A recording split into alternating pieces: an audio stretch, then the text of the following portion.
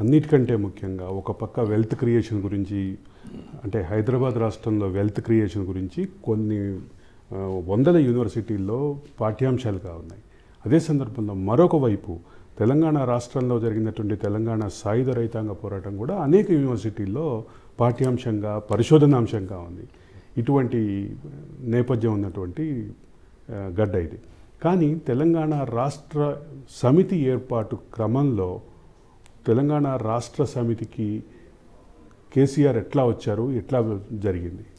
మేము ఆ రోజు ఆయనని తీసుకురావడంలో అనేక మంది ప్రయత్నాలు జరిగిన తర్వాతనే చివరిగా ఈ టక్కుటమార గోకర్ణ గజకర్ణ విద్యలు నేర్చినటువంటి ఆ నేర్పరిగా ఉన్నటువంటి ఆట ఆడగలిగేటువంటి చాతుర్యం కలిగినటువంటి వ్యక్తి అనేది ఒక అంశమైతే, తెలంగాణ రాష్ట్ర సాధన మలిదశ ఉద్యమం త్యాగాల పునాదుల మీద ఏర్పాటు చేయాలనేది అదొక ఆలోచన.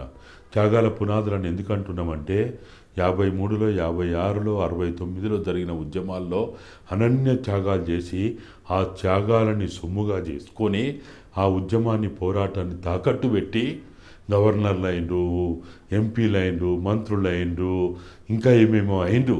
కాబట్టి ఆ విధంగా తెలంగాణ ఉద్యమం అనేది హేళనకు గురైంది, అవమానాలకు గురైంది.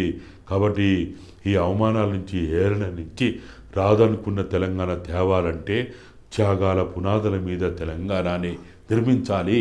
అటువంటి నేపథ్యం నుంచి మొదలై తర్వాత క్రమంలో ఉద్యమం ఉవ్వెత్తునగిసింది.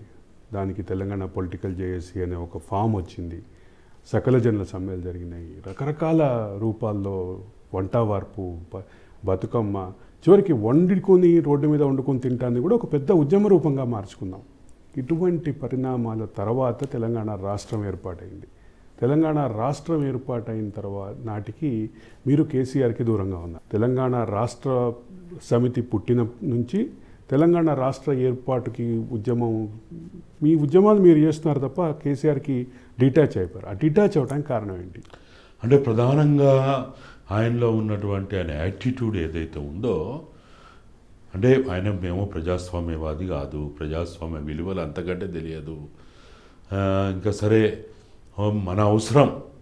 ఇప్పుడు ఉద్యమాల్లో పోరాటాలు ఎప్పుడు కూడా ఎట్లుంటుందంటే, పాలకులని లేకపోతే రాజనీతి ప్రాచుర్యం పొందినటువంటి వ్యక్తులని ఉద్యమాలు, పోరాటాలు వాడుకోవడం అనేది చాలా సహజమైన విషయం.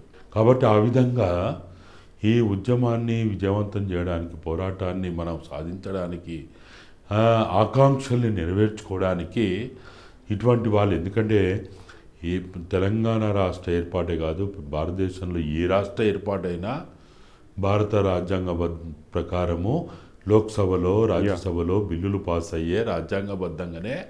అది అంటే రాజకీయ ఏకాభిప్రాయ సాధనకి, అదే సందర్భంలో రాజకీయమైన ఐకానిక్ ఒక వ్యక్తి కావాలి. కాబట్టి కేసీఆర్ మీరు ఎంచుకున్న ముందు పెట్టి నడపడం జరిగింది. ముందు పెట్టి, కానీ కాలక్రమంలో ఏమైపోయిందంటే, ఎప్పుడు కూడా ఉద్యమాలు, పోరాటాలు నాయకులని లేకపోతే పాలక వర్గం నుంచి వచ్చిన వాళ్ళు వాడుకోవాలి. కానీ ఉద్యమాలు, పోరాటాలు వాళ్ళకు ఉపయోగపడితే అది తీవ్రమైన నష్టం దారితీస్తుంది. ఆ సమాజం లక్ష్యాలు నెరవేరకుండా విజయాన్ని ముద్దాడినట్టే ఉంటుంది, కానీ వాస్తవికతకి దూరంగా ఉన్నట్టు అవుతుంది.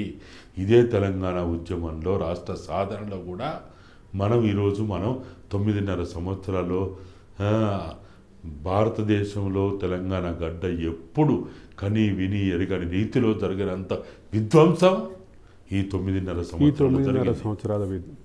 మీ భాషలో విధ్వంసం, మా భాషలో పాలన.